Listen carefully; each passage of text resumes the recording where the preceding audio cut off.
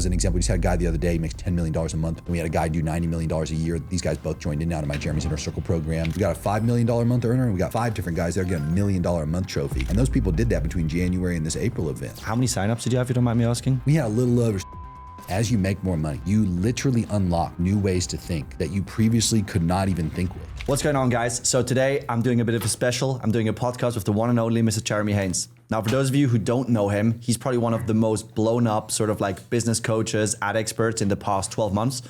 I've personally been inside of Jeremy's Inner Circle program for the better part of 4 years. It's been a pivotal part of my business partner and I scaling up to where we are. And today I'm going to go and take him a bit out of his waters. We're going to talk about a topic that he knows extremely much of, but hasn't spoken too much about, which is personal branding, content, how that plays into not only as an acquisition channel, but also how that affects, personal brands once getting through paid ads. So unless I've missed anything, Jeremy over here ripping. Dude, just by the way, for all the Jeremys out there, I mean, we're holding it down, like we're some of the more successful Jeremys I know. I need sales Jeremy to pop in as well. You know? You other Jeremys better be locked in, dude. We're holding it down over here. Anything I missed in the intro that you want to give the people? No, man. Yeah, let's dive into it. What do you got? Awesome, cool. Well, for those of you who don't know, you've obviously been in this space for so long, like 10 plus years. A little over a decade, yeah. Sweet. So what I want to tell you is, first things first, what's the impact that you've seen over the years of how important it is being in terms of scaling an offer or just being a business owner in general in terms of having a brand in of itself? I mean, it's got more and more important. If you look at like right now while we're sitting here filming this, what was one of the first things that all these AI platforms chose to replicate? Content. They chose to replicate people and make it so people can make even more content, or like you could have AI UGC characters now instead of having real people for things. People have always been the most important, and obviously picking like specific avatars to represent specific offers has always made a huge difference. When you specifically isolate that even further to just an individual personal brand, most of them obviously are just people. People have beliefs. People share those beliefs. People attract others based on those beliefs. Their standards, like their culture in a sense, attracts others that are similar to them. And then those personal brands have gotten smarter and smarter over the years and just plugged offers that are aligned to whatever types of people they manage to continue to attract. There's all kinds of people who, per usual, don't have a lot of charisma, don't have star power, don't have just the ability to communicate effectively. And those people typically suffer most when they attempt to be a personal brand. But if you've been a talking head your entire life, and you've managed to learn the power of the tongue, there's never been a better time to deploy it, especially at scale with all this social media content nowadays. I personally think it's really funny because everyone just has like, oh, you need to do content, right? But like you've actually been one of the people who's been talking about like producing content, not in a sense of like it being an acquisition channel, but in terms of it being useful for paid ads. Oh yeah. How long ago did you see that shift, where you felt like, wow, people actually not as much buy like a program or whatever, they actually buy into people? Yeah, so the second marketing job I ever had was a very well-known sales trainer. He's more so into real estate nowadays, but he's a billionaire today. And back then, a decade or plus ago at this point, he was a content machine. There was actually a platform at the time he became one of the #1 people on, a platform called Meerkat, if you ever heard of that. There was Periscope as well, which had gotten acquired by Twitter at the time, and Facebook Live was like also huge at this time. And this guy was just churning content. He had a platform as well for, he called it his own TV network, which had all these individual shows on it. I mean, he had a schedule where multiple times a day on certain days and then like random times throughout the week, he'd sit down with people like this and do full-blown interviews, but call it like something specific and just pump out a fuckload of content, short form, long form. And this guy, even at that time, was one of the largest like personal brands in terms of course sellers and just somebody monetizing a personal brand, period, in terms of their year-over-year cash flow. Still today, he holds that same title. It's gotten more and more important over the years. But I'll tell you this, and this is the most important thing to understand. It's impactful in your sales process for so many reasons. Number one, the illusion is that when you have a paid ad, somebody goes from an ad to the funnel and just purchases. That's never the case. They always look you up everywhere else. And if they don't actually click on a link everywhere else, it's very hard to track them across the internet and see their actual attribution path. So the reality of the situation is, they might have saw your ad as an example on Instagram, and before they even converted, clicked to the profile that you were advertising from, consumed an unknown amount of content, maybe even clicked the link in your bio, which took them over to YouTube, or maybe they just went on their own and looked you up on YouTube, consumed more content there. Maybe they didn't even consume it in that tight of a time frame. Maybe they like thought about it at a later time. Maybe they brought it up to somebody, and then all of a sudden there was a word of mouth component to it. And then through a retargeting ad, they ended up converting and purchasing. We've seen it effective for, first of all, shortening sales cycles. Whether you actually use content in a paid way, meaning you strategically inject it with some dollars behind it at certain parts of your sales process, more so just having a presence on each individual platform that's congruent to the offers you're currently advertising, always, 100% of the time, makes a dramatic lift in sales closing rates, shortening sales cycles. It always has an impact. And then you take that and you layer in the fact that you can pay to distribute that content either at the front end part of a direct response advertising process, after somebody books a call or does a webinar or some specific thing. You can sequence content, meaning you can use if this, then that logic for somebody watch a certain threshold, then they see another thing, and then they see another thing. It's one of the most repurposable things that exists. It has effectiveness as soon as you start to do it, even at the smallest levels. I'm sure you get people that, as an example, like you tell them to do things like long form content on YouTube. They have no presence, no subscribers. They start that process. They get like 40, 50 views, right? They get all discouraged. But they got to ask themselves, first of all, there's a website. It starts, I think it's called like Lime Link or some shit like that. And if you just go on Google and type in crowd size visualer, you'll see this image of what 40 to 50 people actually look like. And it's like a sizable room, it's a good amount of people. But who are those people in most instances? They're people that are going through your sales process and looking you up, because it doesn't act as a discovery mechanism when you first get started. So even in the earliest days, you have presence and impact in your sales process without that platform being a distribution channel for you yet. Obviously, long-term, you get the distribution effect. And short-term, you can use that same content in paid advertising strategies. It's universally beneficial. The one thing that I think is funny that when you mentioned this, right, is like you've seen this, like what was this, like freaking 2015, 2016 when you saw that now billionaire do this. Yeah. I think people always look at, they look at like people like TJR, Iman, or like those type, even Brest. They look at him like, oh, he's blowing up because of this strategy. They never look back into like how they've actually started, right? Yeah. Do you feel at that time, obviously that particular salesperson at the time, being extremely crushing on content when nobody else really was, or still kind of like frowned upon it?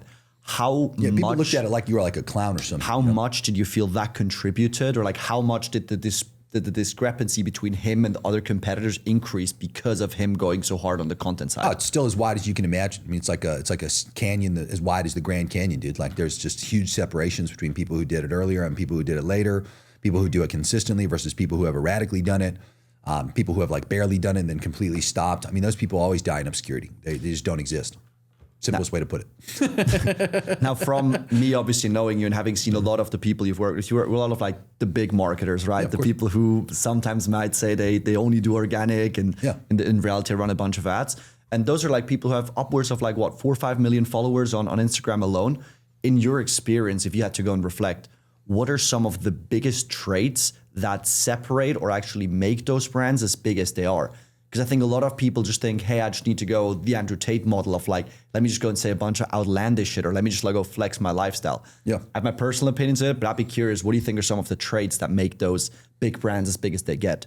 Yeah, the simple way to articulate it is you be who you normally are and just put out a true version of yourself. And this is very important you understand this, because a lot of people don't. They put themselves out there online in a very like one-sided way. Like as an example, maybe they only put themselves out there from a professional perspective or based on like very specific career things that they want people to know about them.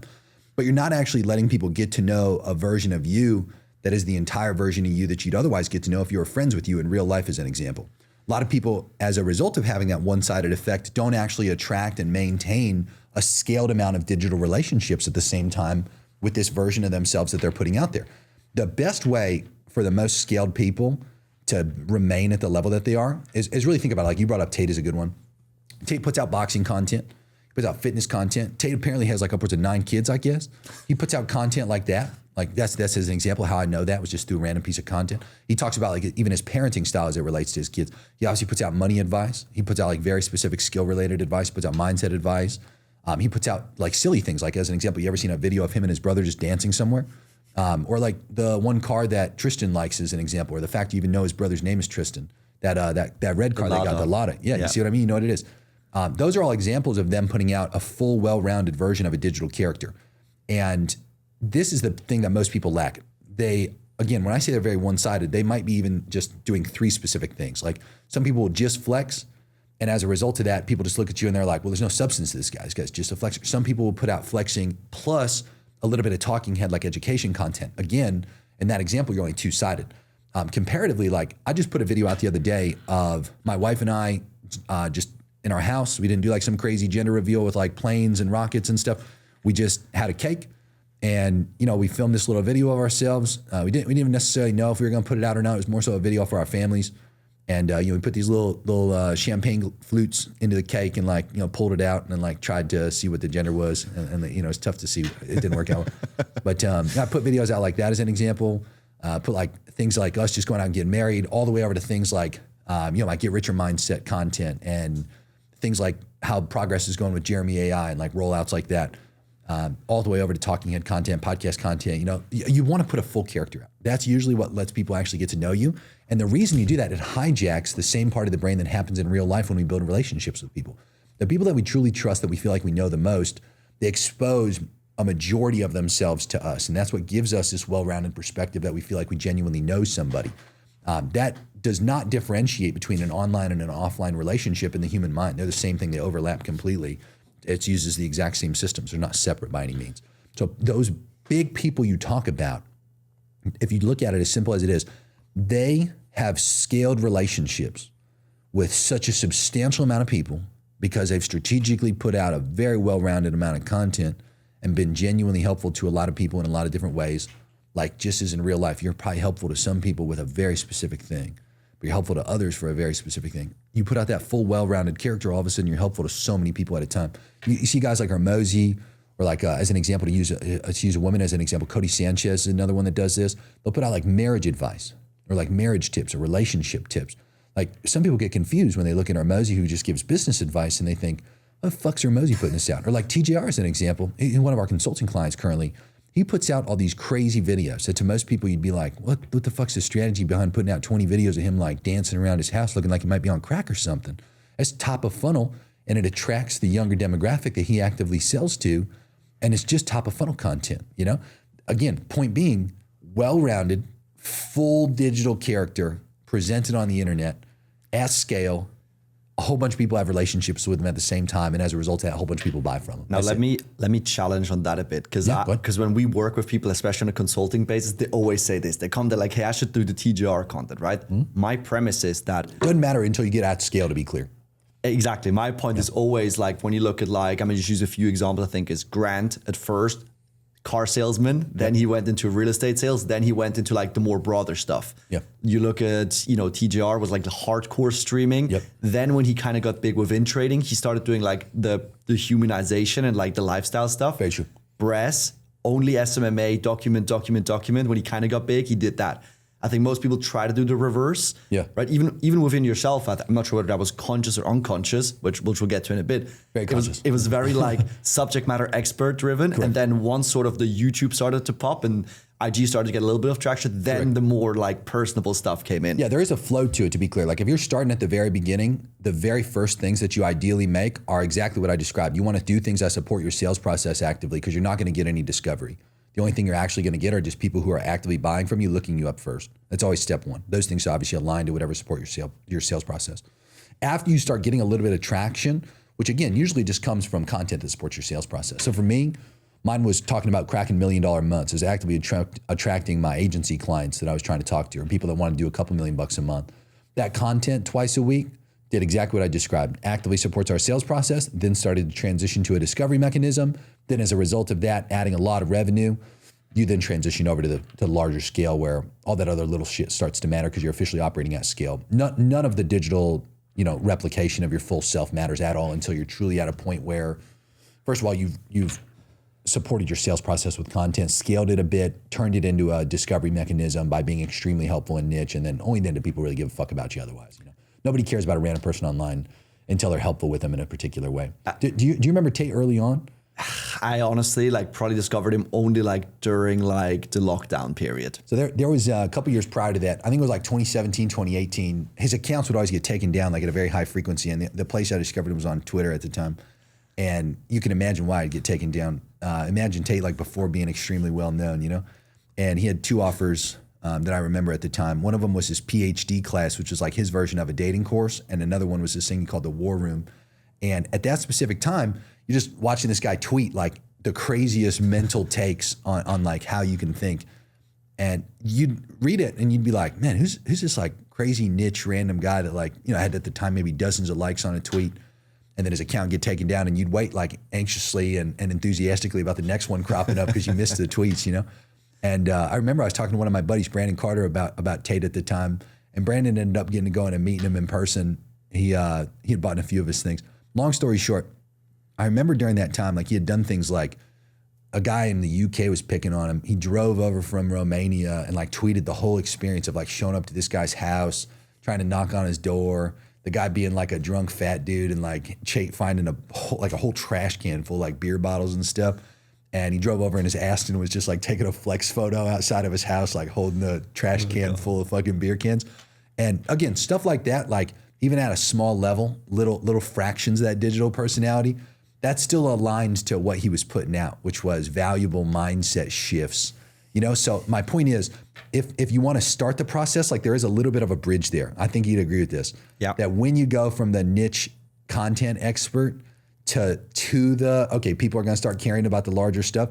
The way that you first start to branch over is by showing things that specifically relate to your subject content matter expertise, but in like story form ways that are a little personal. Like Tate driving over there and finding the guys, that aligned perfectly to exactly the kind of mindset advice he'd been putting out prior, you know? And this becomes, like as an example, in my world, talking about $1 million months, it's like me talking about my own $1 million month journey and then sharing the specific things. As an example, like some of those lifestyle things that obviously comes as a result of that, office expansions, staff expansions, like random bets that we make, you know, just simply put, exemplifying things that we actively talk about in the content. Then again, people start to care about the little shit when you're like truly at scale. They don't care about your marriage advice until you're operating at the level of like Hermosis or Cody Sanchez or Grants or things like that. That's what we always say is like nobody gives a fuck about the granular stuff. Like I looked at Iman because that's like really who I kind of grew up around, and it was like he had like 100,000 agency owners that were like Iman, woo. And then when he started to go personal development, which is still relevant to that demographic, right? They would still watch it and pump it. But then obviously now you have a total addressable market that's like so much bigger, which is how I would say like he kind of started to blow up. So yeah, that's pretty much it. And so I think most people get that fucking in reverse. Yeah. Now, back when you look at some of the biggest clients you've worked with, even now actively building your brand, for someone who's starting out completely, who's might just have had a direct response background, right? Or, you know, just done like some random stuff with branding but never took it serious. What do you think are some of the action that those people take on like a weekly, daily basis that really helps them kind of not only build the brand in terms of the reach and the followers, but also actually like generate a fuck ton of sales? Yep, I'd say YouTube. YouTube for about 2 to 3 hours a week is all it takes. When I first started this process, it was July 2024. I wanted a very low time and effort way to invest into increasing and opening up a new revenue channel, which to me, I thought YouTube would be the best play for that. I will say this, it depends on what demographic you're selling to. If you sell to a more financially qualified demographic, YouTube is exceptional. If you sell to a more B2C like general public demographic, shorts can be great and you can invest in things like literally YouTube shorts, but mainly I'd say focus on Instagram and try to develop yourself on Instagram as a platform. For me, it was YouTube. 100%. And all it took was 2 to 3 hours a week. I would sit down on Sundays. I started off with 2 iPads. I picked an iPad because it films in 4K at 60 frames a second. I bought two iPad tripods. And I bought the Rode mics, those little square ones. One would plug into one of the iPads and then the other would hook up onto me like this. And I'd use the other iPad to draw. So you needed 2 things essentially. You needed like a very efficient way to be able to just sit down and film like on the fly when I felt like doing it. And 2, I needed a format that I felt like was good for me. So talking head with me visualizing stuff by drawing on my iPad and screen recording and then sending it to my editors after, that worked great. For me, the content ideas were endless. Just looked at my clients. I looked at my students and I said, what's the pattern across all of them? In this most recent period of time that's happening that I could address? What are big problems that they've all solved in the past that have already been things that I've put out content for that have helped them? What are active things that like my high spending or low spending clients are all actively working through? And sometimes it could be I'm talking to a very specific problem. Sometimes it's like I'm talking to a more broader problem. And all it would take, I'd film about a 20-minute to upwards of 1 hour video in most instances. Some of them ran a little longer than that, but most of them in between that window. I'd just pause it, drink some water, relax, maybe eat like a kind bar or something, and just go back and film a second one. I'd send them off to our YouTube editing team. And then from there, we had a whole content system that we only implemented about 6 months later after seeing traction on YouTube, where we take that and like turn it into Instagram shorts, turn them into tweets, turn them into LinkedIn content, turn them into blogs on jeremyhaynes.com, things like that. But for the first, it's like 6 to 7 months, we literally just only did twice a week YouTube videos. And that worked great for us. What prompted you to start it? Because I've known you for a while, and like you had some sprints where you would just rip 3 videos a day for like 30 to 90 days, and then like you'd kind of slum down. What prompted you to say like, oh, I'm gonna take this YouTube thing like, you know, comparatively like very serious, and I'm actually make a conscious effort to now build my brand? Because to me, I always felt like you were like an industry sort of like secret, you know? You'd have all these people pop up with all these strategies. And I was like, swear down, I've seen that. I swear down, I've seen that strategy before, you know? Yeah. What was the reason for it? Well, I like to test against what I think works. I don't want to be right. I just want to make money. So although I have opinions about what I think does and does not work, I go back and I actively test against those things to actually be right. So specifically around that July 2024 timeframe, the bet was, or I should say the belief was, I haven't really ever generated the right type of client off of YouTube. Again, my type of client for the agency specifically is somebody that I can do a 10% net profit share with, that also is going to pay us a fee, that's also going to risk like mid tens of thousands of dollars in a month. They're going to try to scale to at least $1 million a month net from actions trackable back to me. So that was a very specific type of client, a very specific type of offer. And the way that we had always generated those deals, literally from the inception of the agency, was outbound. And then a small percentage of people were referrals, but mainly outbound, just pitching people via what we call the perfect cold video pitch and some value-driven follow-up. The moral of the story was, again, typically on an annual basis, I'll do something to try to test against whatever like key beliefs I have, like cornerstone beliefs. And that was a consistent cornerstone belief of mine. So July 2024, the bet was, let me try twice a week YouTube videos. And I'd never done this. I had consistently up to that point made content for the lower tier of my education company, which at the time was agency owners. In this case, I'd said, well, let me try to make some content specifically for my ideal client. Let's see if I can attract some people that are for this. And what ended up happening was actually just a beneficial byproduct of the bet playing out differently than I had anticipated. I didn't attract any more than 3 people between July 2024 and now that I've actually taken on as a client from my YouTube channel, to be clear. So hadn't been that beneficial, I'd say, from that perspective. But the traction came in the education company with a much higher qualified buyer compared to what I was previously attracting, just due to the content topic expanding dramatically. So starting to transparently talk about what we want our ideal clients to do, trying to crack $1 million a month, and then usually after that, trying to scale to a couple $1 million a month and all the lessons of that, very advanced lessons. We ended up getting people that were usually in like a mid couple $100,000 range initially. Now we get people that, as an example, we just had a guy the other day, he makes $10 million a month. Then we had a guy do $90 million a year. These guys both joined in now to my Jeremy's Inner Circle program. And we still get guys that are a couple $100K a month that join into that as well. Point I'm trying to make, that specific offer ended up being the biggest benefactor of the YouTube content play and that bet. So we continued the bet as a result of just seeing momentum with it, period. It also helped my secondary offer in my education company, my master internet marketing program. And then since then, it's also helped my Jeremy AI offer. So it mainly has helped my education company. So as a successful action, we perpetuate it. We never cut off a successful or profitable action. Do you feel that almost kind of flipped around a bit the script that you were using, or like the playbook you used to kind of get to like, $1 million or multiple $1 million a month, because you realized like, oh damn, this YouTuber like personal brand thing's really pushing hard into sort of like the, inner circle offer as opposed to... I didn't consider that it was going to be something that had as much success with the education company. As I mentioned, my bet was to anticipate it would do something for the marketing agency and just attract more clients for that. I'd always had, this is actually a good point to bring up about how some people operate. I'll be transparent with my own mindset in this regard. So I had historically sold to agency owners, and I never wanted my education company revenue to exceed my agency revenue. I had felt just unethical in that regard. And so I'd always intentionally kept my education company revenue down. I would never promote it. I would never actively go out there and try to just grow the hell out of it. I would always keep it below whatever my agency revenue was at. So my agency revenue, thankfully, was always high. I mean, we had cracked $1 million months through the years a few times, been much more consistent with it over the most recent years. And so therefore, there was still a lot of room in the education company. Once the July 2024 YouTube bet came out, where I'm no longer talking to agency owners, I'm talking to any kind of business owner with a high ticket product or service who wants to actively scale that and just learn lessons about $1 million months. That type of demographic completely changed my mindset, because it went around the belief. Find a way or go around is a great frame to have around beliefs that prevent action or inhibit you from doing something that's going to be beneficial for you. In this case, I unknowingly and unintentionally went around that belief. On the other side of that, I said to myself, like, well, what belief would limit me now from scaling up the education company now that it's no longer agency owners? I don't feel unethical about that at all. So then I started scaling the hell out of the education company.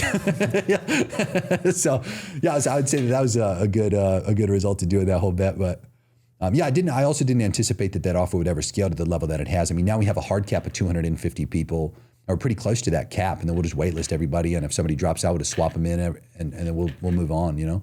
But it's been very successful. It's been good.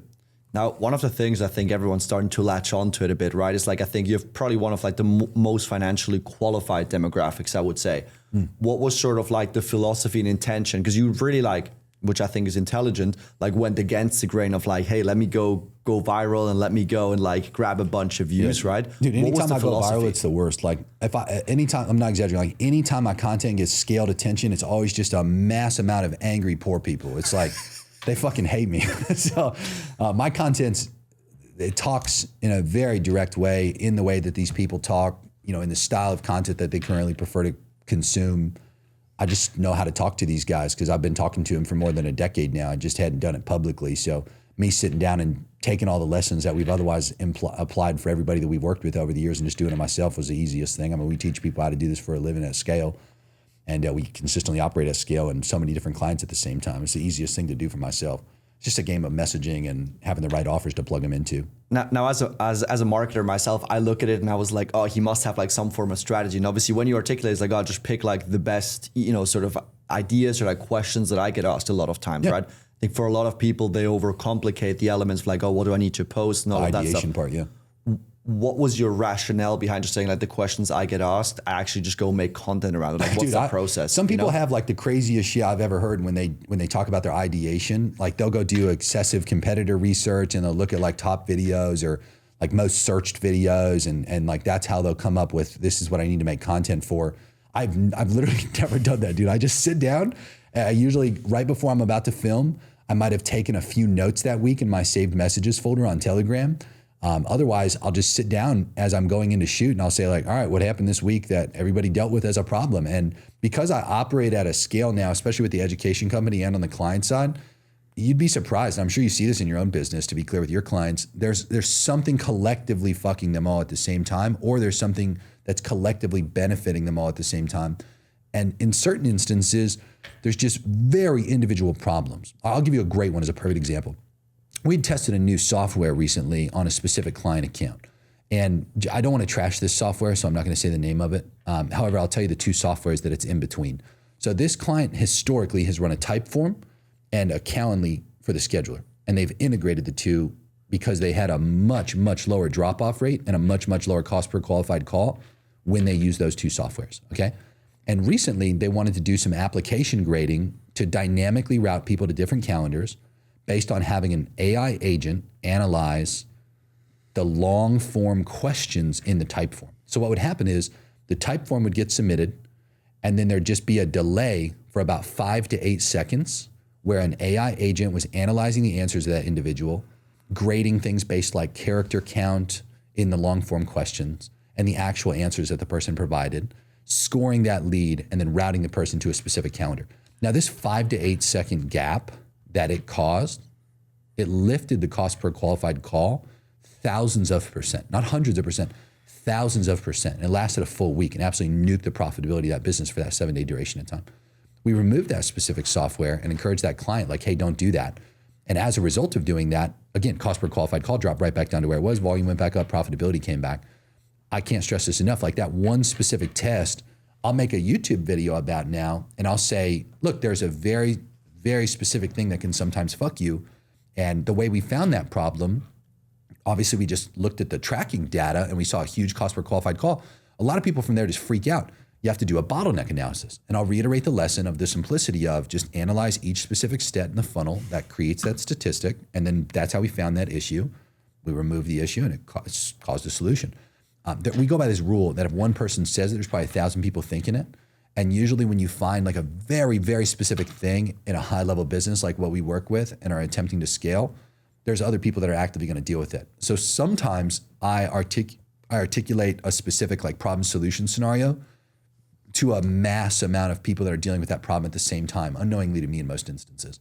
And then in other times, I create like a very specific video that might get like 1,000 or 2,000 views as an example. But those views are very qualified views because they're dealing with that exact issue that I just talked about. And I, again, to my awareness, have generally no idea as to which specific topic has a higher or lower probability to get more or less viewership because I don't optimize around viewership. I exclusively optimize around this is a specific set of issues that my client type was having. Let me find a way to just make sure I get the message out there about that. And I usually withhold a tremendous amount of information. I usually withhold about 80 to 90% of what I can actually talk about. I only talk about 10 to 20% of what I know. And then I will say that's effective for obviously the percentile of people that convert because of that reason to buy. However, I do need to pepper in other reasons to also get people to convert into the higher ticket things that I offer beyond the free stuff. We had a guy just recently, his name's Ludwig. And I want to be clear, I'm not saying this is going to happen to you if you watch my free content. As a disclaimer, this is like a 0% probability you'll ever do this shit, okay? This guy named Ludwig, he watched my free stuff on YouTube. He was at 80 to like 200K a month, he said, like bopping around in that range in like euros.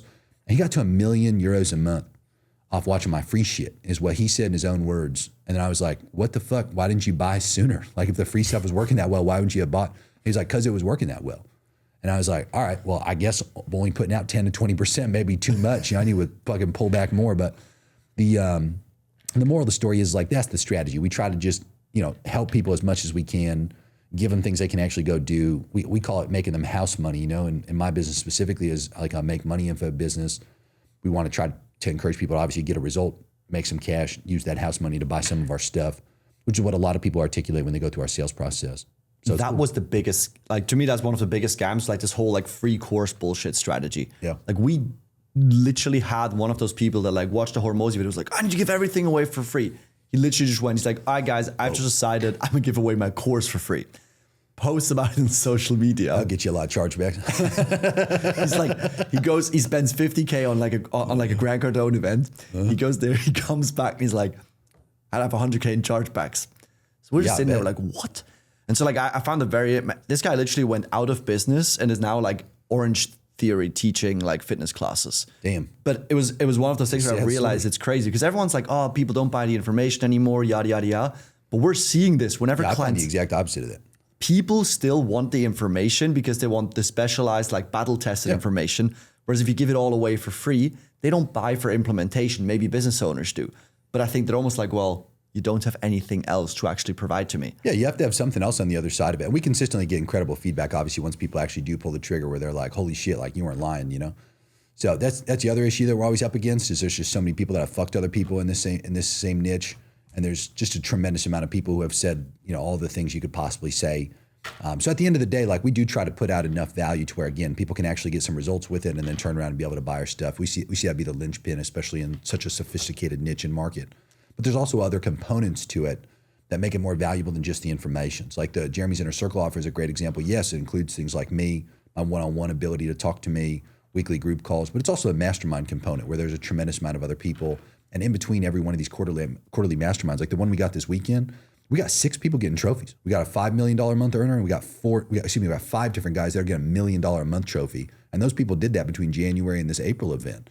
So the last one, we gave out, 9 trophies? And those are all $1 million a month earners. That means between the October mastermind and January mastermind, we had 9 people. So the cool part about it is it's a multi-component offer. And I think that's the other thing most people miss. They don't have sophisticated offers in the niches that they operate in. And that's also going to prevent people from having willingness to convert and buy. They're just essentially selling more videos on the other side of a payment gateway. There's a lot of people that are suffering right now that have that level of limitation. We've done things like update to live courses and programs. We've got an agentic version of Jeremy AI now that exists. All these things are just added value components that increase the probability that the person on the other side gets results and sees enough differentiation between free stuff and what happens on the other side of the payment gate in order to actually get conversions to occur. But I mean, the content topic itself, all those people doing that crazy level of competitive analysis and like all this other crazy shit they do, I think the best videos I've ever made just come from me looking at people in my exact client base and student base and just saying like, what are y'all dealing with, you know? Easy enough. And it's an unlimited deal. It's an unlimited idea flow too for me, you know? Now, on what you said about offers, I personally think is an interesting one. 'Cause I think that's been like one of the probably bigger shifts, right? Huh? When you look at like, I want to get away from business to business and more towards B2C, right? Because obviously I think you have some B2C clients doing like incredible numbers. Yeah. What would you say, do you see it as a shift from people just obviously selling a course, right? To like now, what are some of the best performing offers? Like we have clients doing, you know, upwards of 6 million a month, like as probably do you, like what do you see some of those people doing better on the offer side? Or is it a pure like offer don't matter as much? It's more the marketing and sales side. Oh, no, the offer always matters. The offer in a lot of sense, they dictate like every stat you have. Like we have some people that have such good offers and they have such good show rates and such good close rates and such high levels of AOV. Their sales cycles are all short, and it's mainly driven by the offer. We have other people that have offers that are outdated or old or just something that people don't prefer right now, or they're in something that's not like a mainstream topic or idea for the general public that they're selling to actively give a fuck about. Those people always suffer, and they have to do that much more work to get over that friction. These would be much more sophisticated things like all our back-end selling systems at the greatest possible level, dialing in every stat to be as favorable as it can possibly be, like taking constant testing and CRO actions. Offers like pretty much make or break every stat that you're going to experience. So yeah, the right offers right now, we've seen a combination of all kinds of things. I mean, mainly in our world, some kind of high ticket product or service. And I'll tell you this, the ones that always do the absolute best compared to any of the others are something that is attached to like a current mainstream theme or idea. Every single one of them that does a couple $1 million a month, it's something that people actively give a fuck about at scale. Like I remember my buddy, he's in the inner circle, Tom, and Tom runs this hyperbaric chamber company called OxySil. And I remember Tom, he first started it up. I think it took him like 4 or 5 months. He got to $1 million a month, and he's selling hyperbaric chambers. And you look at Tom's business, and he's got like a $50,000 AOV. He doesn't even have people that work for him. He's got setters that are AI that work with a Facebook instant form lead. They use all kinds of tech, which we've talked about in the weekly group call library for our Jeremy's Inner Circle members. We went through that whole stack of everything that the guy uses. And he managed to get leads kicked into a 3-way chat with him and that AI setter after the AI vets them and answers all their questions. He's just banking people closed all day, from athletes to these athletic organizations to regular people like us to fucking every type of business that could use a hyperbaric chamber you can imagine. Just banking these deals closed through text, or his AI setters talking to him on the phones. The point I'm trying to make is like you got guys like that in the high ticket space that have 50K plus AOVs and not even using people anymore, to info guys. We've had I think 3 or 4 guys now that are in the tax saving for wealthy dude niche that have services that are essentially just CPAs that have gotten $1 million a month trophies through the Jeremy's Inner Circle offer. We've had guys that sell red light panels. Again, these are what people actively care about. Like as an example, the tax guys, when has there ever been a period of time where people like taxes, right? Every period of time that I've ever known, people fucking hate taxes, right? Same thing with these wellness products. They are mass adapted. They're in the mind of everybody right now. Like wellness is huge. This is why peptides are actively taking off like crazy, is because, again, it has alignment to things that are popular at scale. Now, comparatively, we've got other people that are just getting absolutely burnt. And there are things that people maybe used to care about that if you went and looked up in places like Google Trends, you literally see a decline in interest in the countries that they're actively selling to. And this is where their problem lays. They have offers that are aligned to declining mass-scaled interest. Comparatively, when people are aligned to the bigger ones, those are the ones that do a couple $1 million a month. The ones that are smaller, they sell usually to a specialized niche. Like as an example, business coaching isn't some at-scale fucking mass adoption. Everybody always cares about it all the time. It's like as big as AI or as big as like wellness as an example. It's not by any means. However, this is very important to understand. I help such a niche person with a very niche outcome and like with a niche set of expertise lessons. And I charge enough, and it's also recurring to where I can compound up to that $1 million a month level just through having something that, again, is isolated and niche and high ticket at the same time and recurring. So you can still be successful with something that's not necessarily like an at scale, everybody gives a fuck about it topic, but man, it sure does help from an offer perspective. I'll tell you that. I would say that for sure. But the one thing that I see is like, I think people, they always like, I want to call it cope, but like a lot of people right now jumping on this train of like, oh, done for you works. And every business coach in this space is all of a sudden has a done for you agency again, even though they spent the last 3 years telling everyone how shit it is to have an agency. Yeah. Now, my point is, what do you usually use like stigmas to identify whether an offer is actually cooked, right? Or whether, whether your delivery just sucks. Because I have a client right now, he's also in the inner circle, right? Who was told by, another fairly high level individual that, hey, your offer's just cooked, buddy. And he just went and ran it back up to like $1 million a month. Yeah, I mean, there's give or take who you're talking to, I guess, different perspectives, because not everybody has all the data that's necessary to make like a conclusive decision about whether something's right or not.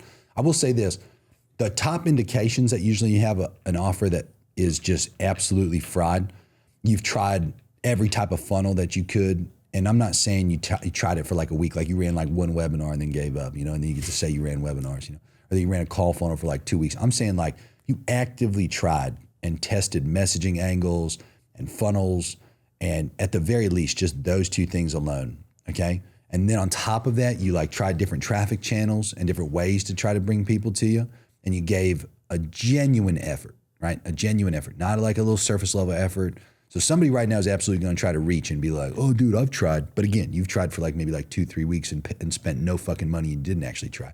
Don't gaslight yourself. If you actually tried on traffic channels, funnel channels, and messaging angles, that's usually a way to be much more certain that it's over and that something's died. You can also generally see it if there's, and most of these people are surprisingly always connected to each other. People who compete with one another, generally, whether it's through a direct connection or like employees that work for some of these other people's organizations that they compete with, they all somehow always know, oh, this guy or that guy's not making that much anymore, or this guy or that guy's making a fuckload more. And sometimes I'll see people justify it like that, where they'll say, oh, everybody in my niche right now is getting just fried, dude. Everybody's cooked. Again, even in that example, we've seen people who are the outlier and absolutely crushing while everybody else is suffering. So I'd tell you, messaging, funnels, and traffic channels, if you've exhausted all those with a genuine effort, that's a good way to know. What I will say on this, because we actually like did some research on this the other day, because people tell us why is this person can't be doing good? You know, that niche is cooked. Yeah. And we always relate back to like, yeah, that's true if you're just really reliant on like direct response. From my experience, at least, direct response, like you really put like sort of the offer and like sort of the high level overview you can get. Yeah. Whereas for us, when we do content, you know, and we kind of like sell through the brand, we just sell the outcome. And what I've really come to learn is that people don't really give a fuck about the vehicle you could get in. They just care about like the transformation and the likelihood that they can get the sort of like transformation. Because I mean, we have some clients who sold, you know, we still sell video course plus coaching. Yeah. And they're ripping like near $1 million months. But they're obviously becoming aware the moment competitors find out that, hey, they're just selling that. Yeah. They're obviously rinsing that on the call. Be like, hey, I have this, that, and the other. Yeah. So you need to adjust. But I think that is a big thing where most people like, one, their product probably sucks, but also two, they sort of cope by like not having access to a brand or a poll where they can show, hey, I've been able to achieve a certain transformation per se. Yeah. Right. In order to actually be able to get people interested in what they're doing. It's a very good messaging best practice. We teach this in the master messaging SOP that we give to you guys. And we have a visual of a cliff's edge and another cliff's edge with a bridging between the two. And on the first cliff side, we say, this is people's current circumstances. Over here is people's desired outcomes. Again, so on this first side, we got problems, circumstances, and over here, we've got desired outcomes. The bridge is what you sell to get them from one place or the other. They don't give a fuck about the bridge until they feel like you understand where they're currently standing and where they want to transition over to. So the bridge would be the offer in this case for the vehicle of how you're going to get them over there. To your point, they have to be understood and feel like you genuinely get where they're at and where they want to go first. To us, that just means the messaging component of what I've said. Sometimes messaging changes. Markets become more sophisticated, desired outcomes change, circumstances change. As an example, imagine running ads through COVID or through a war and not actively talking about the broader circumstances that everybody finds themselves in. The place that you've historically executed and articulated yourself from, it changes, like nobody's there anymore. The messaging doesn't adapt and update like everything else falls through. So yeah, again, to your point, we don't necessarily always just judge the bridge first. We don't always start with, is this offer cooked? We try to assess, okay, well, based on what you're saying, are people even landing with that anymore? Like, do people actually have in any way, shape, or form relatability to what you're trying to articulate in the messaging? Because a lot of what we've seen with people that have been around for a long time, it's all they've really done. They just adapted who they're talking to and where they're talking to them from, and then they've plugged the same bridge time and time again. Very rarely from what we've seen, believe it or not, does the bridge actually have to change. Usually you can just fortify the bridge a little bit and make it a little sturdier to walk across. You know what I mean? Yeah, 100%. Now, talking about like sort of the whole bridge and like selling, what would you say to someone who's like launching a new offer, right? Who might have like had the first offer, launched the second one? Yeah. Test on organic or test on paid ads? I don't know. It depends, really. If you've got an organic presence, the easiest thing to do is test on organic first. I think that's the easiest and most, I don't know, I guess the word is, they're nice to you. You know, they're not harsh. Comparatively, if you do a cold paid advertising audience, you're cranking the difficulty level up from easy to essentially extreme difficulty if you just go true cold broad. However, true scale exists generally in that cold broad audience that you're going to tap into eventually. So I've seen it work both ways. Sometimes people will take an offer and they'll put it to an audience that has no idea who they are. And that, if you really think about it, is the best way and the rawest way to test the messaging, the funnel type, and the actual offer itself. If you have success there, you are going to absolutely clean house when you do it organically. The illusion when something works organically is that it can eventually work with paid.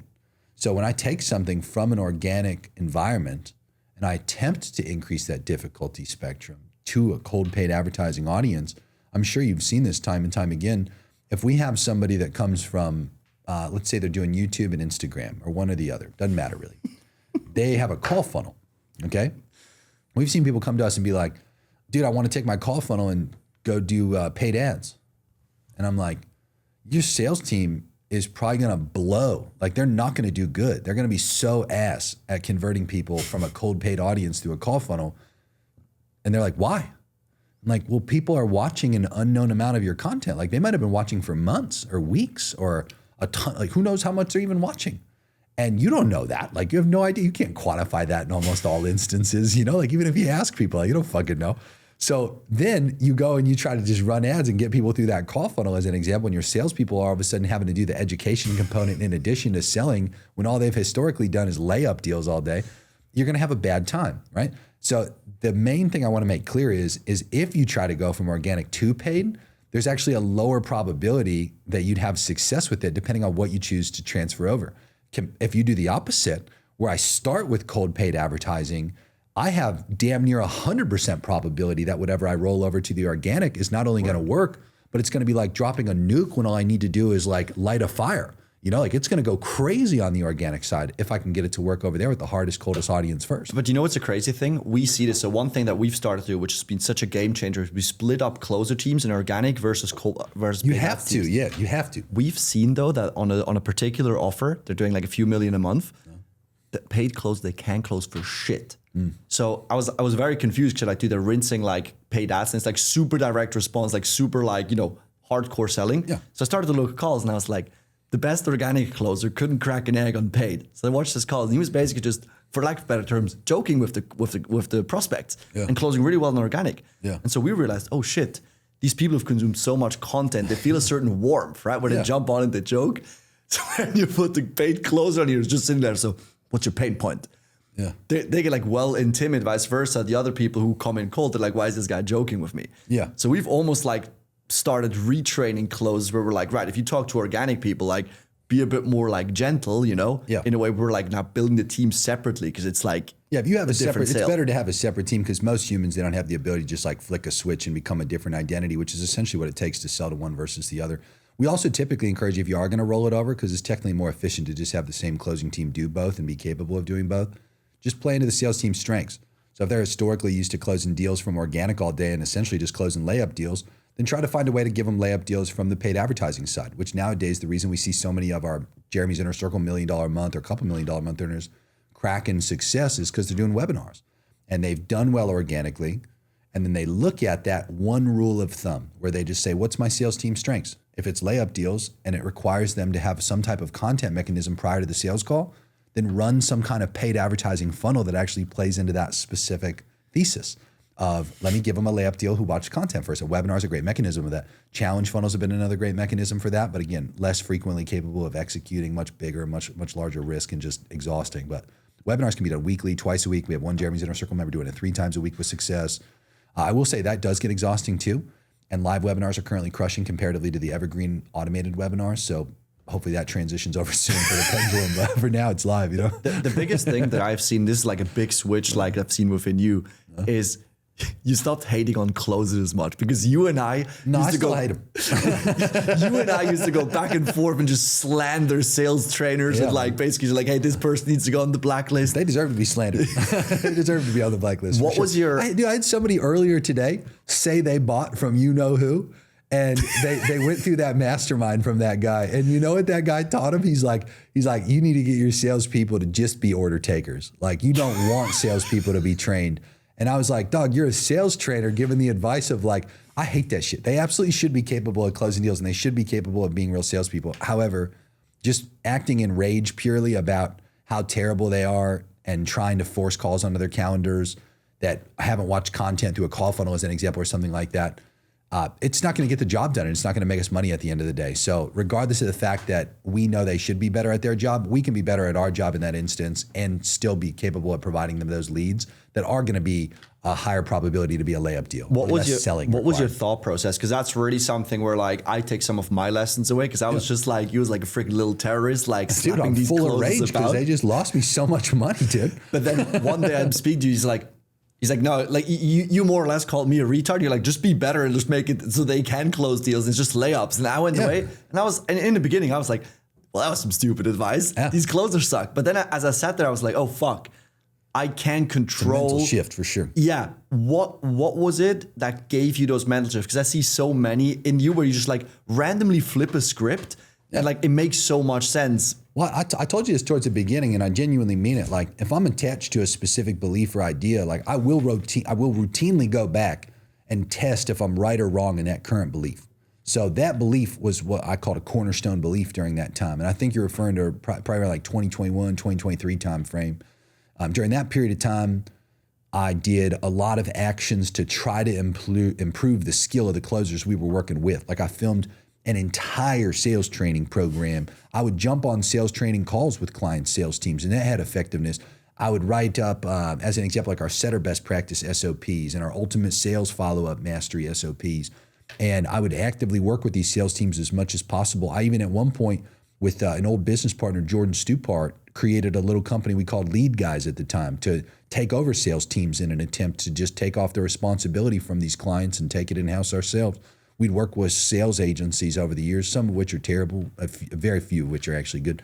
But the moral of the story is, during that specific time, we just repeatedly rotated what our strategy was to get the outcome of get these guys to close. And honestly, man, damn near none of them worked. They'd have temporary effectiveness if they did work, and then it's like a rubber band. Everything just snapped back to its original position.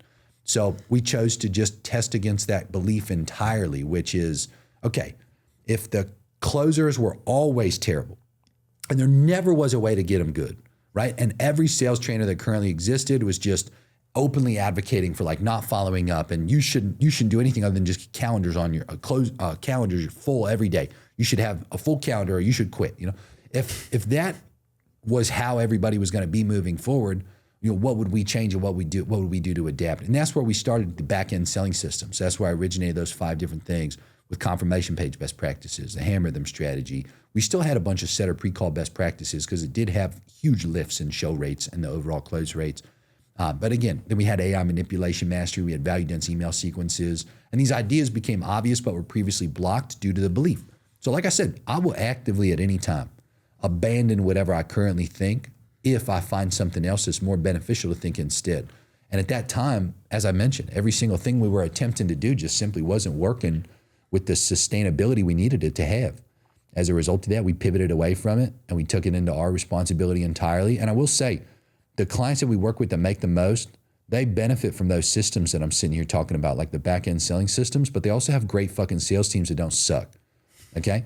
The ones that have sales teams that suck and that just suck at sales management too, those are the ones that still have a lot of friction in their scaling.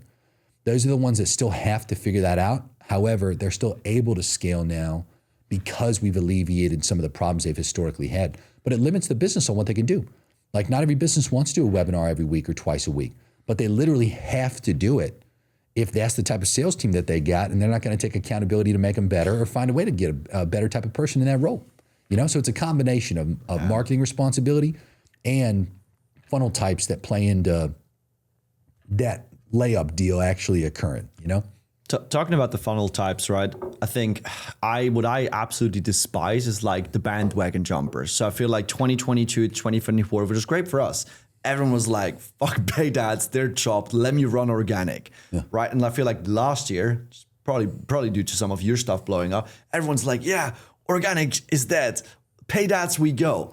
What I see is like the hybrid model, right? Of like, obviously you have the content ad strategies that have been working. Yeah. You know, I feel like aside from retargeting, I fucking hate ad agencies that just do retargeting. Yeah. Like, fuck.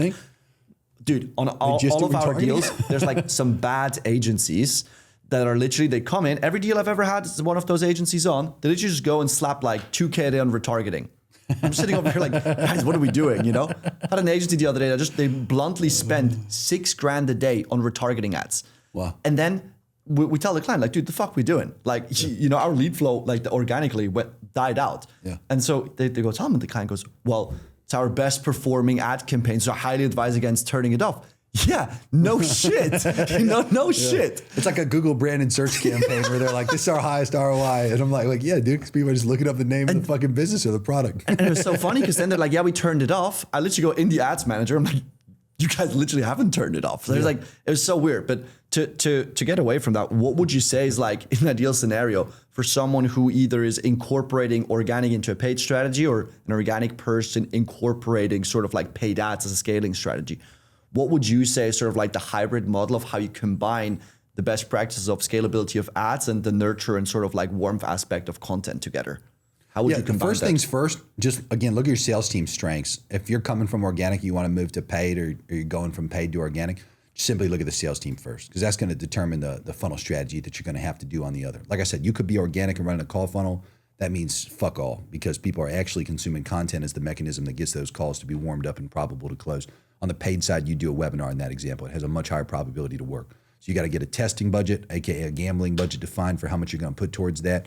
And you could supplement it with some content. So usually the best types of content ad strategies to start with are the ones that are supplements to the direct response campaigns. The best one that I use right now, I refer to as the hammer them strategy. So as an example, we had a webinar just last night for my business. We promoted it over about 3 days. Okay, I had a 44% show rate on this webinar last night. I implemented all my back-end selling systems into this thing. The one that I love the most because I'm really good at making content is the Hammer Them campaign. Right where we found them is where we're going to find them again. Okay, so I had 80+% of my leads last night come from a cold, broad, paid ad audience. People who don't know who I am. And I drove them in for about 12 to 15 bucks a piece to that webinar last night. In between the time they opted in and the time of the webinar starting, I hammered the fuck out of these people with short form and long form content. So we took about 30 of my YouTube videos in their fullest entirety. And we put them in front of that audience. We got a frequency on that of 13. So that means that between the time they opted in and the time the webinar happened, they saw, it doesn't mean they watched, it means they saw 13 pieces of long form content. Okay, we also took about 40 pieces of short form content. Okay, now these fell into 4 different buckets: questions, second layer questions, expectations, and objections. Okay, and we just hammered these people with upwards of 40 pieces of content. The frequency between the time of the webinar opt-in and the time of the webinar starting on the short form content, which is in addition to the long form, by the way, of 13, was 17. So we had 17 pieces of short form content hit them in the feeds, and we had 13 pieces of long form content. Now, what's that do? That gets the person far more excited. You got to look at it for what it is, okay? If organically, like we have guys like Ludwig, who I talked about, that fucker took 8 months of scaling up his business with free content, going from 80 to 200K to a fucking $1 million with the free content, okay? 8 months. That's how long he watched for. We get people sometimes that tell us like, oh, I just watched 2 videos and I bought. Or we get people, most of them say like, oh, a couple weeks, couple months, right? You can tolerate that organically. From a paid advertising perspective, we have to find a way to compress all that down into a short period of time. We have to condense it all. So the way that we condense that is if you just think about what I just described, 13 long form videos and 17 short form videos in under 72 hours. And then a webinar, you see? So what that does is, again, did they watch all of it? Hell no. Is there a percentage of people that watched like, maybe 25% of those videos? Yeah, a percentage that watched 50%, 75%, et cetera. Now you can quantify all that through the paid ads manager there. The moral of the story is that got us a little over a 6x cash on cash ROI last night on that webinar with a 44% show rate to it. People showed up already aware. They showed up enthusiastic. They showed up excited. They showed up with familiarity bias because we condensed what would otherwise happen organically through content remarketing. We replicated the organic sales process via paid ads. That's what that hammer them strategy does. That has great effectiveness for things like webinars, call funnels, DM ads. But it's a strategy where you got to have the volume. You got to have at least 150 people in that audience to be capable of running it. If you don't got 150 people, you don't get the opportunity to do it. Now let me ask you a follow up on this. I'm not an ad expert, but yeah, you said you obviously combined you like 30 frequency, right? But basically the average person saw like 30 pieces of content, long Just or short about, form. Yeah. What would you say? And you said $12 to $15 cost per lead, right? Per registration. Correct. What would you reckon the increased spend took that cost per registration spent to? an extra $1,600 between those two campaigns. How many signups did you have, if you don't mind me asking? We had a little over 700. So let's say basically you raised the cost per registration effectively by like bit. $2-3. Yeah, tiny bit. And it's like, ask yourself this, right? And that's exactly what you do, by the way. You take that spend and you just blend it together with the direct response spend for your actual cost per whatever you're optimizing for. And that's how you like justify the spend of it. But you should see some kind of difference. You should see some lift in the stats that matter, like show rates, close rates, shortening sales cycles. You should see lifts in things like AOV. The leading indicator usually, besides the stats, like just again, show rates, your sales team should give much more enthusiastic feedback about the lead quality. You should hear them say things like, oh yeah, these leads were fucking hot. These were good. These were warmed up. These were similar to organic. And if you're historically not running strategies like that, and then you choose to start doing it, that's where you're going to see that feedback change. If you just launch with it straight away, it's like, it's just going to become a benchmark of what you do. It's going to become the standard, but most people don't. Most people are already doing something else and then they add to it. So you'll see the difference in that example if you add it. Cool. Now, going away from this, I want to talk about one topic that's my personal favorite. My favorite speeches is, and really something, maybe that's because of European versus American, but sort of like the get richer mindset. Yeah, hell yeah. I find me and my good friend Nick, he's obviously in a circle for a few. We always say like, you're almost like an anomaly, right? Like the way you kind of think and the way you just constantly like push to get richer.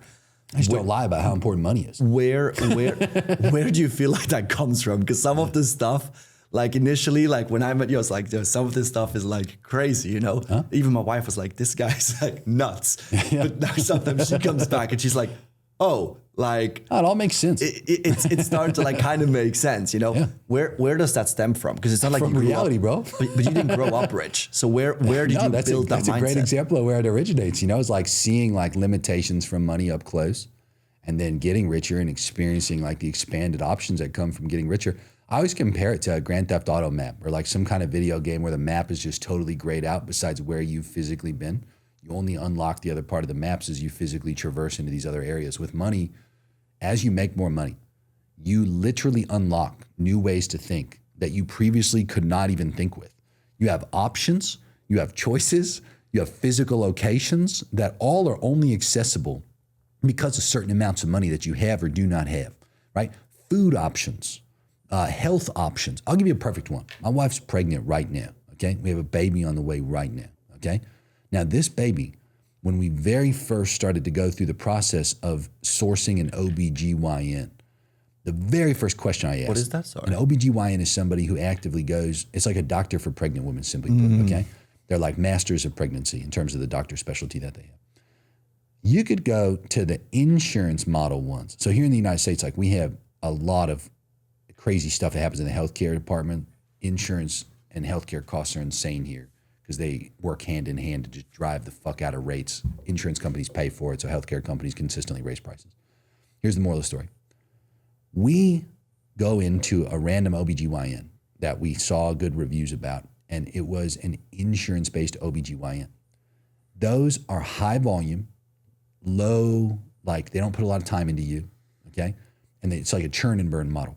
They just want a bunch of people to get in and out, and then they get paid later. They don't get paid like right then and there. They only get paid their copay. The insurance company pays them out like maybe on a net 30 or a net 60 or a net 90, who knows. Cash businesses, as it relates to healthcare, just from being a little bit richer and being able to afford like as an example, this most recent appointment for some very specialized ultrasound was $900. Okay, pretty much free. Okay, and through insurance, you know, it would have only cost like $20 out of pocket. The insurance one had a waiting lobby full of people, okay? We walk in, I see a waiting lobby. I'm talking mass waiting lobby, full of folks. Enjoyed that? And no, I didn't even go. I look at my wife, I'm like, this is not a rich person OBGYN, like let's leave, okay? And we went on chat specifically and we said, what's the rich person version of an OBGYN down here in Miami? And they gave us 3 different services for essentially what's called concierge OBGYN services, okay? Now, this costs $5 to $15K depending on which one you went with. I went with the one that cost $15K, okay? I have not waited in a line. My wife has not waited at a line when we go to these random appointments for ultrasounds, for specialist doctors. They gave my wife so much more attention and care than any one of the insurance-based OBGYN fucking specific businesses did. Most of them have also come to the home with the same exact equipment they would have otherwise had you go to a facility for.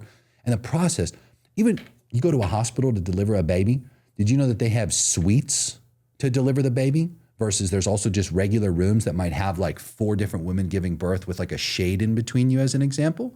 It's like, what do you think makes the difference there?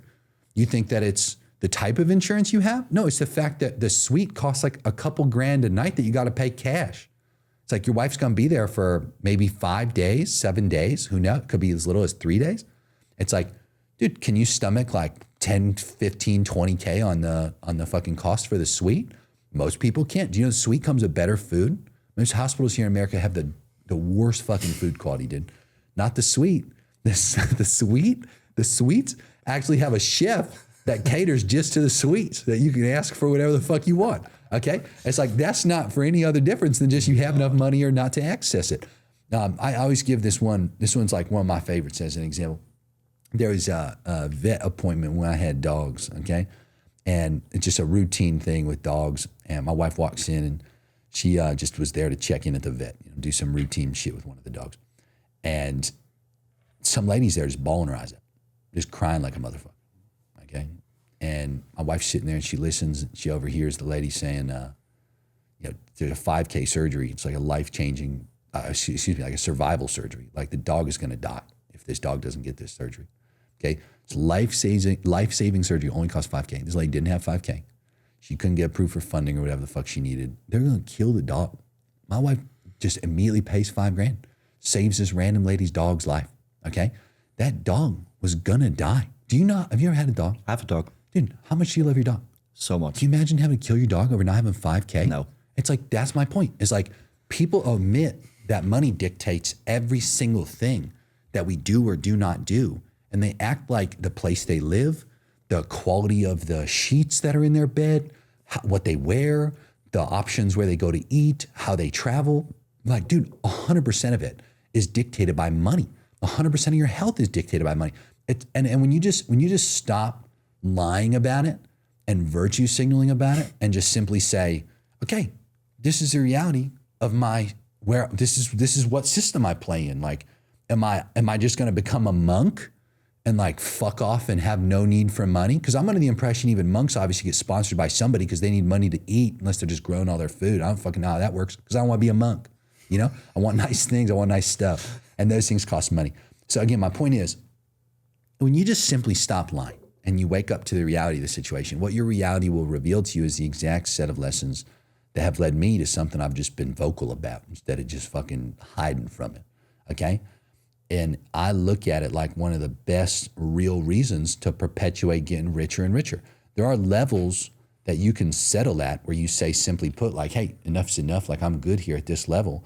But you don't even know what level you may actually be truly comfortable settling at until you've reached that level in the first place. So why not try to strive up a little bit higher until you truly find that serenity you've always been after?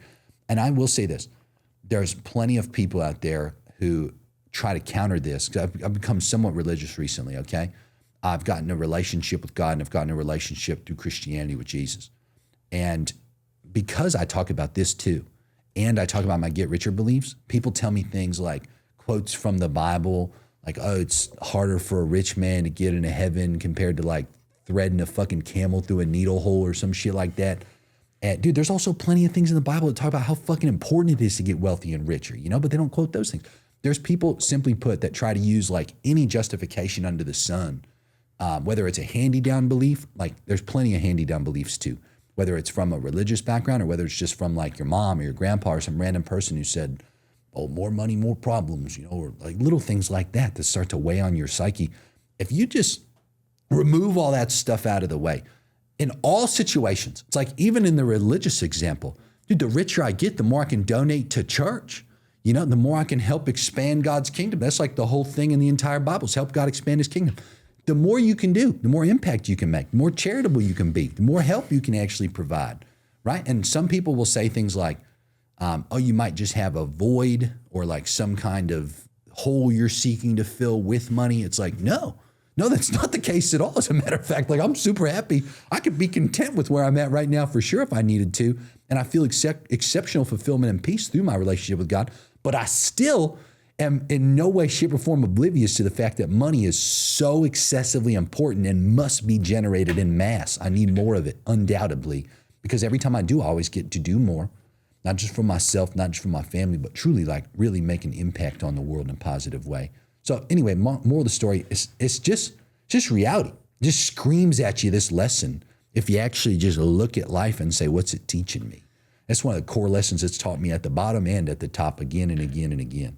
What I find interesting when you speak about this, right, is I think a lot of people that are, I want to get richer and they want to obviously do it for the material stuff. But then what happens is it's like the fine line between I buy something nice, right? I make money, I buy something nice, and then obviously going and overspending and losing it all because you just fuck around with it. Yeah. Or don't do that. On the flip side, people just hoard money.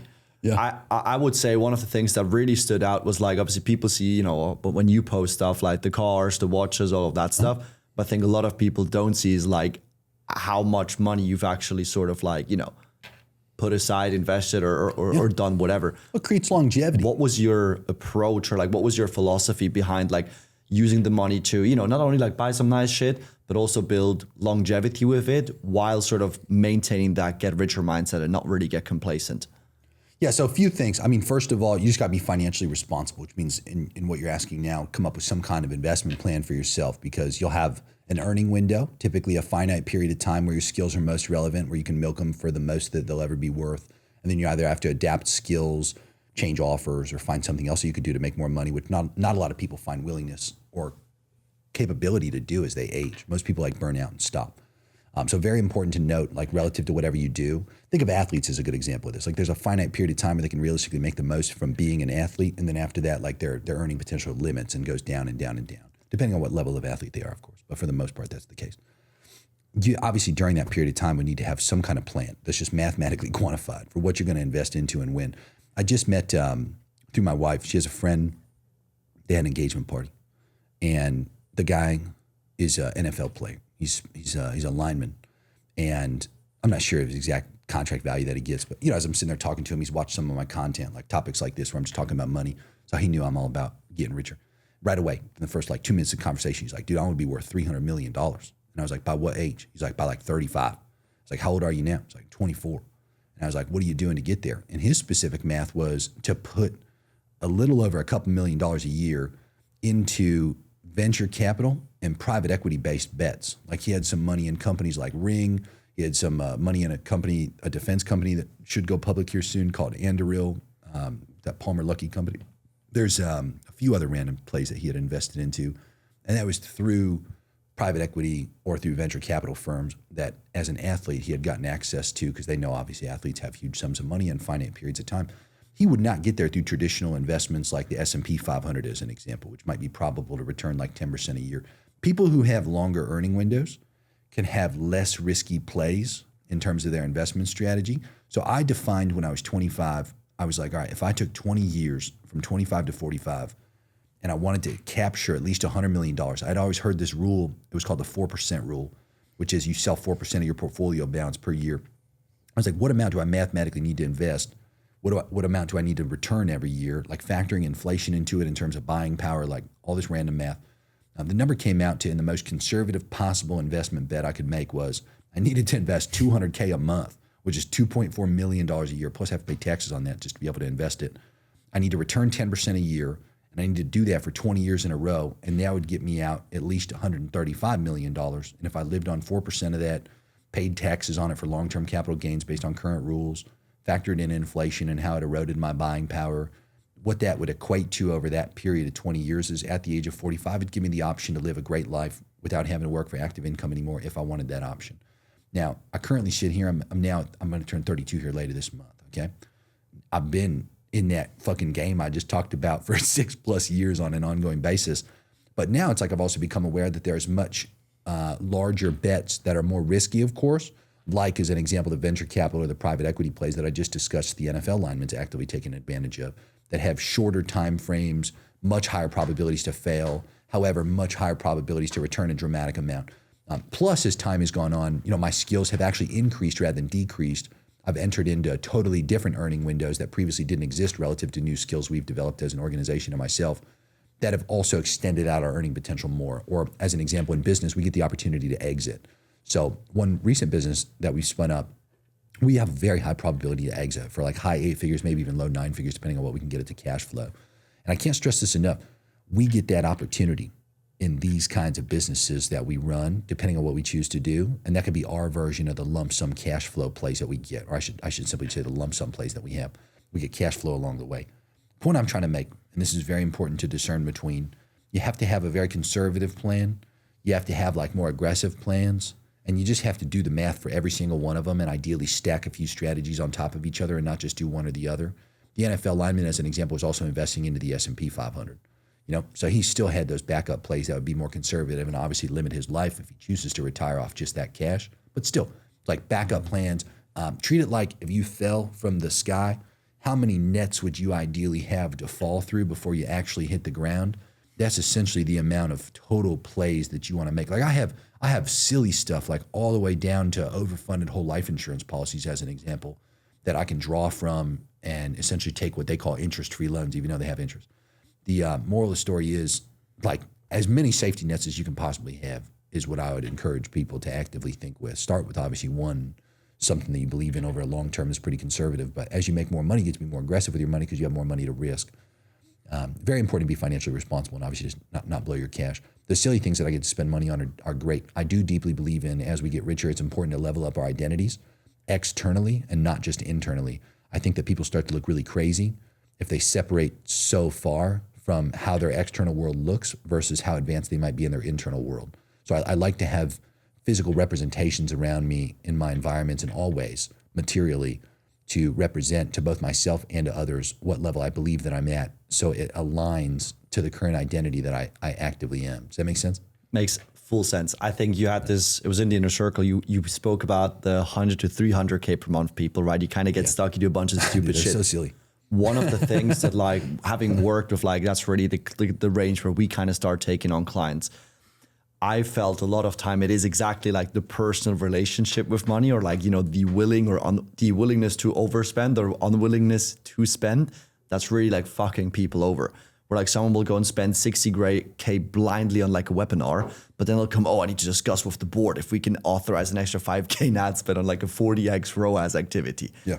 Where do you see like people kind of go wrong in their relationship with money that kind of keeps them stuck at that range? Because that's one thing that really stood out to me. Well, in almost all instances, it just comes down to either not making more of it or not being responsible and allocating it for whatever current amount you've got. So out of every dollar that comes into your organization, you have to have a certain amount you obviously reinvest back into bets to grow that business, which is generally just the reinvestment into the successful actions and perpetuating them. But in addition to that, you just got to take bets. Like, dude, what was it, a couple months ago when fucking OpenClaw came out and they were called like ClawBot and then MoltBot and then fucking OpenClaw now? I didn't buy one Mac Mini, I bought 15 Mac Minis. I think it's been less than 3 months and we've already pivoted off of the 15 Mac Minis and just Claude has essentially replaced every single one of them with all the most recent damn near daily updates that they roll out across their organization. And in addition to that, the new stuff that we're using is more powerful than the stuff that we were just using over the last 2 to 3 months. Here's the moral of the story. Random bets like that, I think that bet in total cost me like 20-ish K. And we still have managed to actually have like actual impact in revenue and in cost savings from agents in general, whether it was from OpenClaw and or this new set of Claude structure that we have with our agents. The point I'm trying to make and articulate to you is very simple. It's a random 25K bet that was easy to just toss at something to see if I can make some extra money for us, right? Random stuff like that. We have bets sometimes, like as an example, even with podcasting, we had a guy just recently we were considering putting some cash into. He said something about like a 15 to 25K offer that he had to get you on like a random set of podcasts. One of the podcasts could have been upwards of like 15K by itself if we wanted to go on that singular one. I didn't think that one made as much sense, to be fair, in comparison to some of the other things that we could have actively put the same amount of money into. So we did allocate elsewhere, but nonetheless, like that bet may creep its way up on the random list of bets that we'll take. I can't stress it enough. You essentially have a stack of successful actions that you want to perpetuate doing forever and expand, okay, and amplify. And then there's the random side bets that you take that can be some lump sums and or some additional cash flow plays. Like I've been very transparent about this with our recent standalone launch of my Jeremy AI offer. So you can see yourself, go jeremyhaynesai.com. It's $300 a month currently while we sit here and film this, or $2K for the year. We launched it 10 days ago. We promoted it through stories and reels, just a handful of them. And then I had one YouTube video where I talked about like how much I'd made off of it so far. And like at the time I sit here and film this with you, it's at 38K5 MRR a month. And it got to 461 on an ARR basis because of the few people paying 2K a year. That was 10 days ago. It's like, that's just a random side bet where I was like, is it time to launch Jeremy AI by itself? Like, I don't know, let's find out, right? Just a random test. And that one didn't even cost much money at all. That was just, let's spin up a sales page for it and try to sell it on its own. You know, so again, side gambles that all of a sudden turn into pretty much free rent for us, you know, because now our rent's covered based on this random fucking MRR play that we just spun up.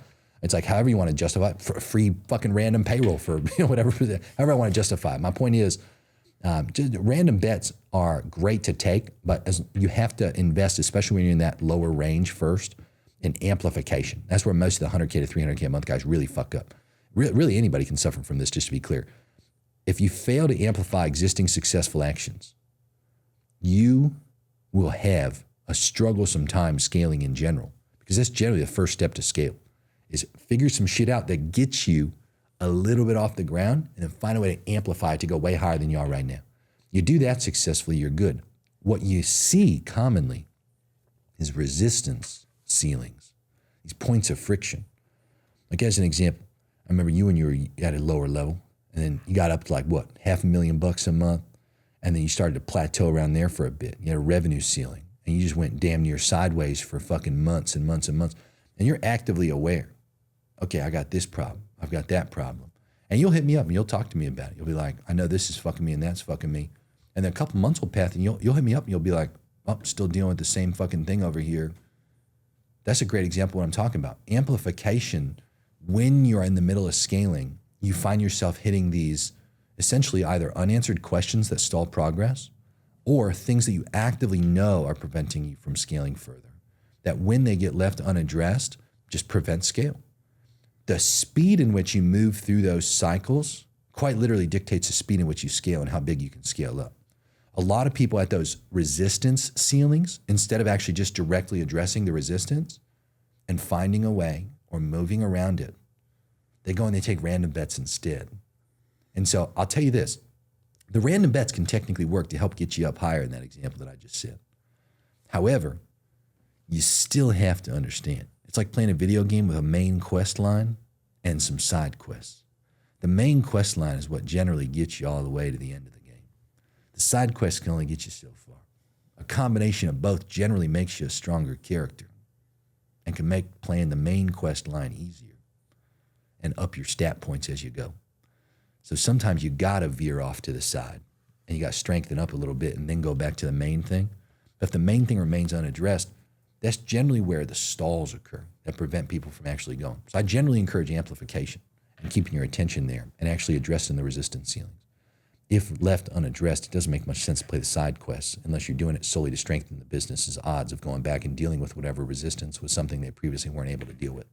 You know what I mean? Talking about that, or just using that as a pivot point, side quests and, you know, kind of like strengthening points, AI, right? I think everyone on the internet right now talks about it. I feel everyone in the info space jerks off to fucking the next ChatGPT or like Claude skills that they've just been able to get, right? What is one, your outlook on like AI, and two, if you were to speak to like someone selling high ticket or selling, you know, info coaching space, how would you recommend they use AI? Because I do think like if you're on Twitter in this little echo chamber, you should very much get almost tricked into thinking that AI can run your entire business better than you can. Yeah, I see some crazy tweets nowadays on all that shit, dude. It's like every day I open up Twitter now, it's just like 20 tweets of somebody quoting another article and they're like, this just replaced everything. And then, you know, it's always some bullshit. And then you check them and they're like based in like a non-buyer demographic country, making $5,000 they're all a like month. bullshit, you know? But yeah, anyway, this is what I've learned. First of all, it advances extremely quickly. So I use the example of having 15 Mac Minis with OpenClaw agents and like getting them to the point where they were set up and functional. And then we essentially abandoned them to a degree and went with something that was better, more capable, cost less, and more efficient. That will happen when you're on the true cutting edge of this, which is very important. It's somewhat exhausting to perpetually keep up with. However, perpetually keeping up with it has been incredibly valuable and can be a revenue-driven thing if you remain focused on how you can use these things to produce revenue and/or replace payroll positions. Okay, we've seen that with a lot of effectiveness through agent function. I'm personally most excited about AI agents. I mean, so much so we started up our AI agentic platform called Utari. Now, we did this because we simply put, we lost access at the time before Meta had bought Manus to Manus's agent mode, which we found a ton of value in. When they had gotten rid of that, we wanted to create a clone of it for our internal usage. We beefed it up and made it better for sales and marketing outcomes. And then in the most recent period of time, Claude came out with Claude Projects, which pretty much made the current version of Utari damn near redundant. Because the entire point of my agentic AI platform was we were able to control each individual worker, AKA each agent, and making it very easy to have one agent with one specific function, one knowledge base, one set of instruction, one set of integrations. The one differentiator currently that still makes it more valuable so far from what I've seen is Claude Projects has file limitations and somewhat use case limitations, give or take, like them being overwhelmed, or in some instances, their models get nerfed. Whereas what we've seen with Utari, we obviously don't have file limitations. We can add more knowledge to it, and we still have more control and function over what a Claude project is. So it's still great. However, that caused me to want to pivot Utari. And so I took the tech of Utari and I took the platform that we were hosting Jeremy AI on, and I essentially combined the two of them to help make an agentic version of Jeremy AI, which led me from how successful that was to offering it to others as well to create digital agentic clones of themselves.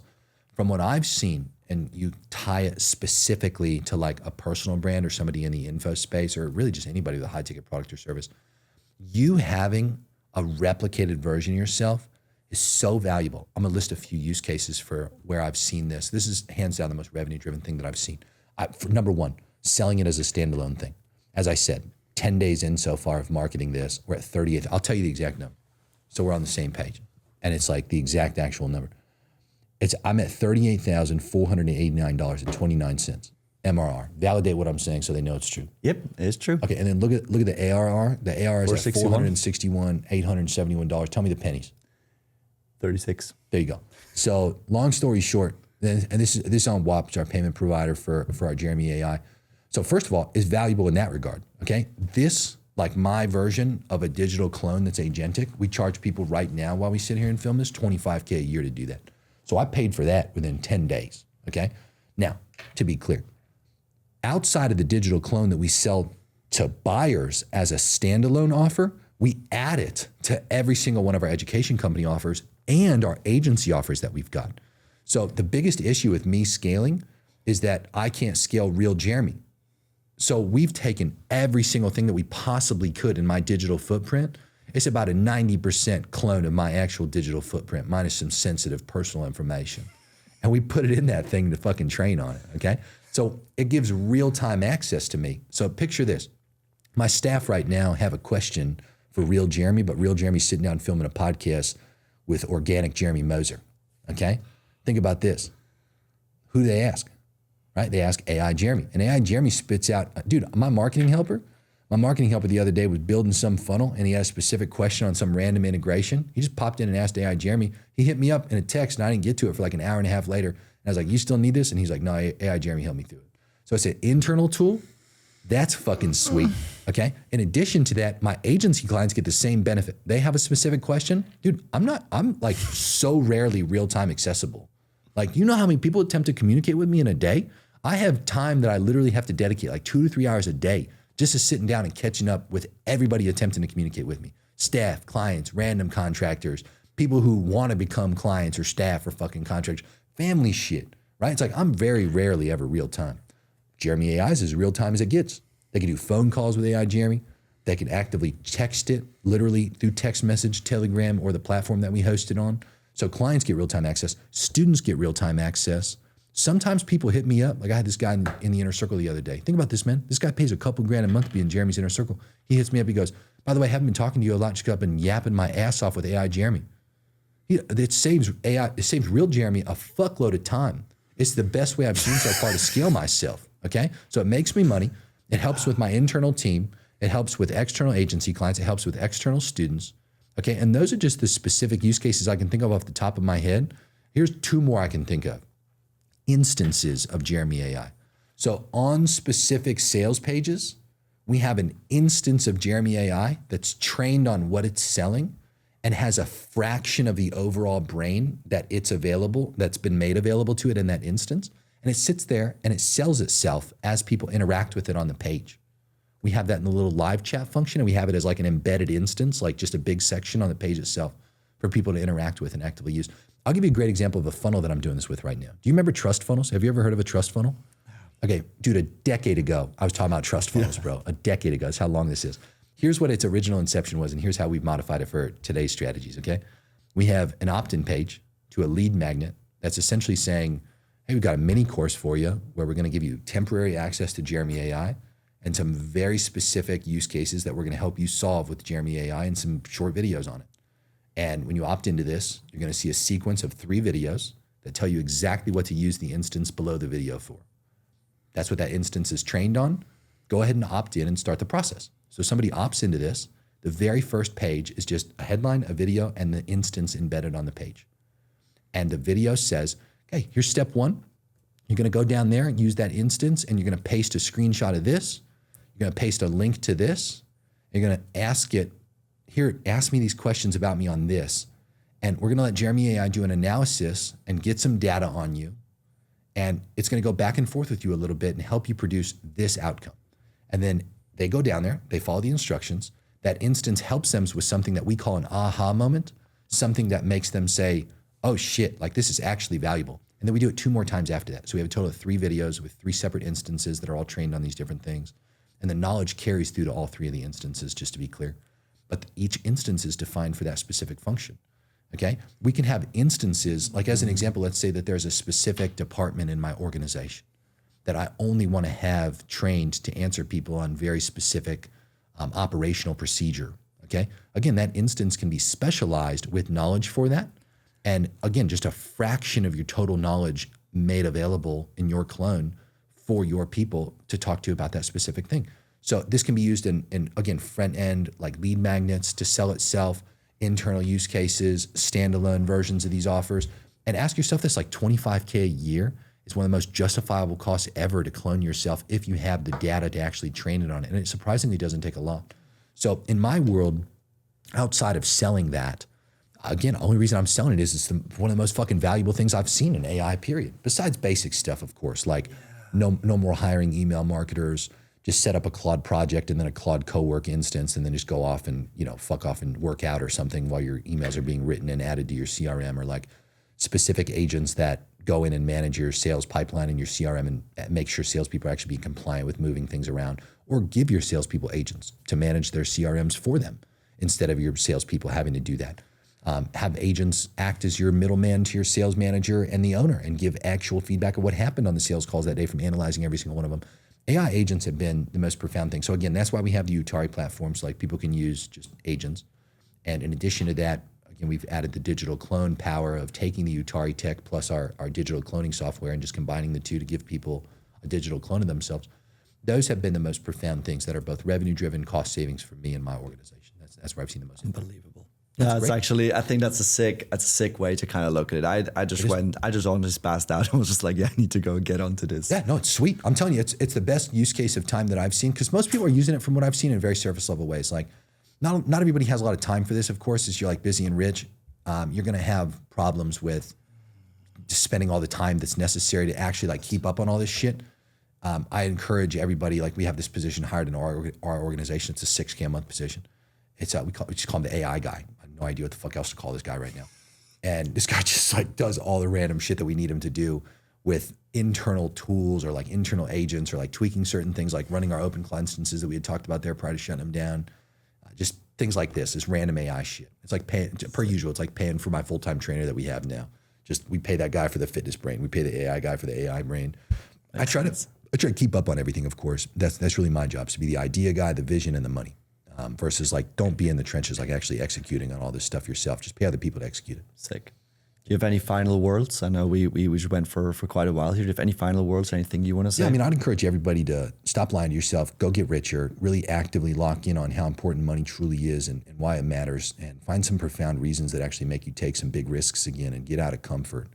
And stop just being satisfied with the plateau that you've been at for a long period of time.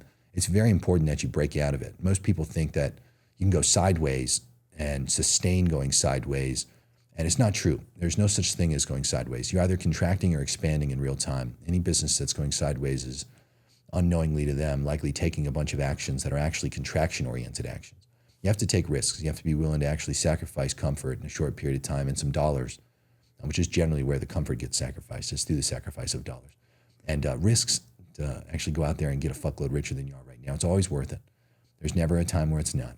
And I'll tell you this time and time again, everything we're sitting here talking about can be, broken down and interpreted in whatever way that people want. But we've said it in a very particular way, in a very specific frame, and I'd encourage people to learn it through that frame and through that perspective. There's a bunch of profound lessons that both you and I have shared here today for these folks, and the implementation of them is obviously where the results lay. So go out and take action on this stuff as well. Jeremy, I appreciate you. Yeah, it was awesome, man. Thanks for having me on. Now, for those of you who don't follow Jeremy already, obviously please do. And if you've gotten any value out of this, you want me to sit more of the high earners, high rollers in this space, at a table and kind of pick their brain, pick their experience in related to just scaling up info or, building their personal brand, please drop a like, comment below. And if you haven't already, subscribe, and we'll see you in the next one.